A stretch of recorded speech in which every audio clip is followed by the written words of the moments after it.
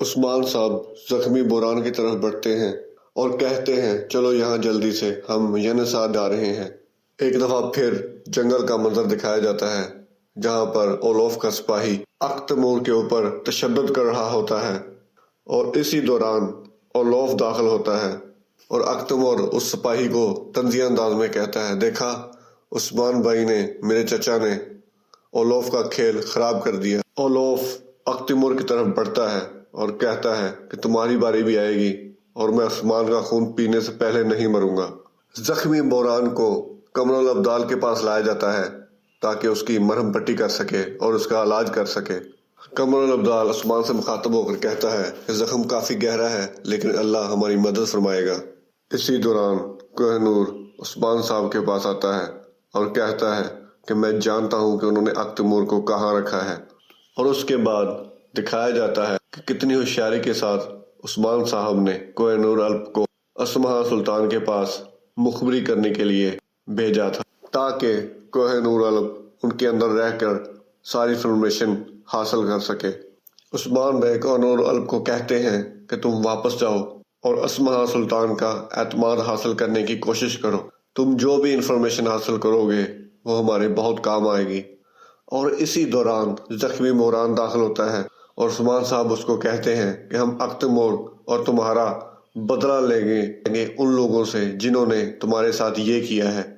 شیخ حیدر علی عثمان بے کے پاس آتے ہیں اور اس سے پوچھتے ہیں، عثمان کیا تم ڈرتے ہو؟ تو عثمان صاحب بتاتے ہیں کہ میں حضرت ابراہیم علیہ السلام کے راستے پر چلنا چاہتا ہوں اور تمام بتوں کو توڑ دینا چاہتا ہوں۔ تو شیخ حیدر علی جواب دیتے ہیں، تمہارے سامنے جو بت ہیں وہ سارے پوشیدہ ہیں۔ اس کے بعد شیخ حیدر علی عثمان بے کو فتح مکہ کا واقعہ سناتے ہیں کہ کس طرح سے حضرت محمد مصطفیٰ صلی اللہ علیہ وآلہ وسلم نے کافروں کو شکست دے کر مکہ کو فتح کیا تھا۔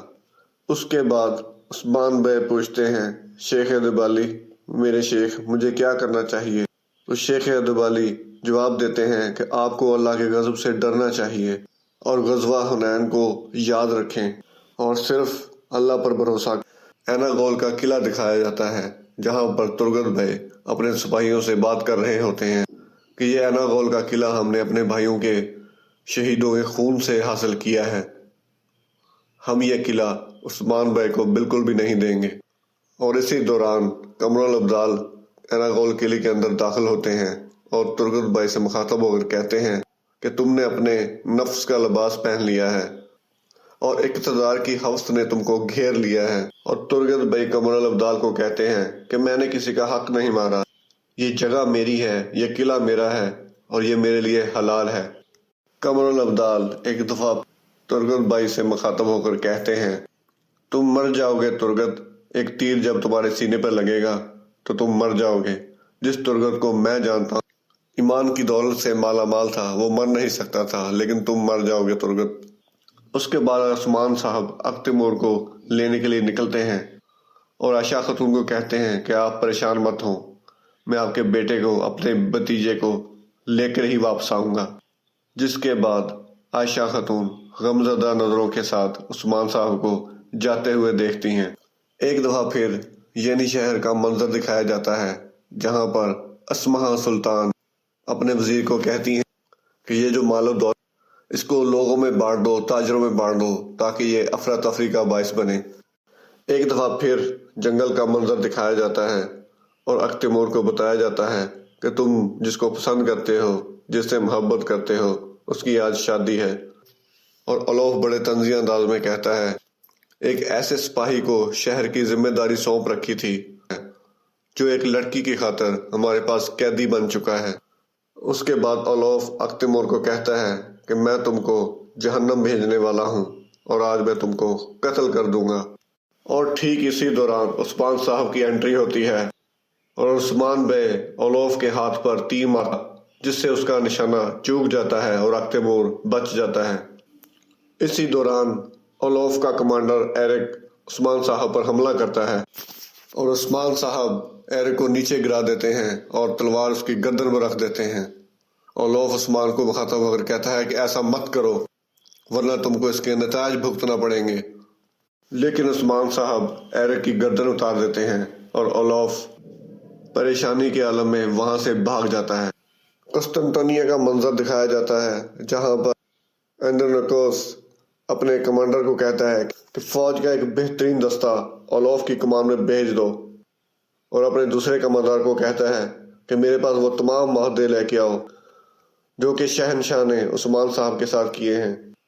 بائندر اولوف کے پاس آتا ہے اور اس کو طنزیہ انداز میں کہتا ہے کہ اولوف تم اپنی ذمہ داری پوری کرنے میں ناکام رہے، اور بائندر اولوف کو کہتا ہے کہ عثمان سلطان اس بات پہ بہت غصہ تھی کہ تم نے فوج کے سربراہ کو ایسے ہی جانے دیا، لیکن انہوں نے مجھے یہ حکم کے ساتھ بھیجا ہے کہ اب سے تم پرسکون رہو گے اور میرے اگلے حکم کا انتظار کرو گے۔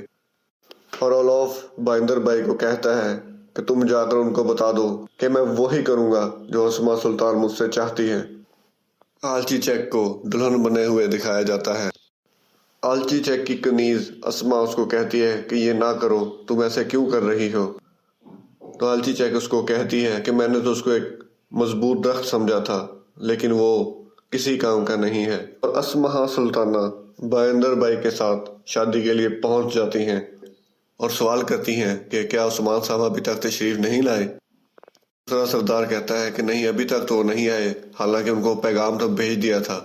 انہی باتوں کے دوران ہی عثمان صاحب کی دبنگ انٹری ہوتی ہے اور اسما سلطان بہت حیران ہوتی ہیں۔ ملعون خاتون پوچھتی ہیں کہ ہماری بیٹی دلہن کدھر ہے؟ تو بائندر بھائی جواب دیتے ہیں کہ وہ بہت جلد یہاں ہوگی۔ تو عثمان صاحب کہتے ہیں ٹھیک ہے، ہم یہاں بیٹھ کر انتظار کرتے ہیں۔ ملازمہ آ کر بینگی خاتون کو بتاتی ہیں کہ عثمان صاحب آ چکے ہیں، تو وہ اپنی بیٹی آلچی چیک کو کہتی ہے کہ میں جا کر دیکھتی ہوں۔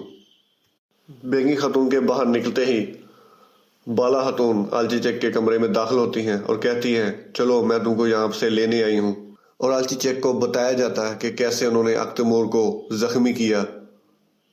بالا خاتون اس کو لے کر روانہ ہو جاتی ہیں اور بینگی خاتون اپنی ملازمہ سے پوچھتی ہے کہ عثمان صاحب کے ساتھ کون ہے؟ تو وہ بتاتی ہے کہ عثمان صاحب کے ساتھ ان کی بیگم ملعون خاتون ہے۔ تو وہ کہتی تو اس کا مطلب ہے بالا خاتون آلچی چیک کو گواہ کرے گی۔ اور بینگی خاتون بہت غصے سے بفرتی ہوئی آلچی چیک کے کمرے میں داخل ہوتی ہیں اور دیکھتی ہیں کہ آلچی چیک اپنے کمرے میں نہیں ہے، اور اسی دوران آلچی چیک کی کنیز کمرے کو باہر سے بند کر دیتی ہے، اور بینگی خاتون اپنے سپاہیوں کو بولتی ہے جلدی کرو اور اس دروازے کو توڑ دو۔ بینگی خاتون غصے سے بفری ہوئی آتی ہیں اور کہتی ہیں کہ انہوں نے آلچی چیک کو اغوا کر لیا ہے، اور عثمان صاحب کہتے ہیں کہ آلچی چیک اور اختمور کل شادی کرنے جا رہے ہیں، اور میں اب سب کو اینگول قلعے میں دعوت دیتا ہوں، جس پر اسما خاتون اپنے سپاہیوں کو کہتی ہے کہ عثمان صاحب کو پکڑ لو، اور اسی کے ساتھ ہی ایپیسوڈ کا اختتام ہو جاتا ہے۔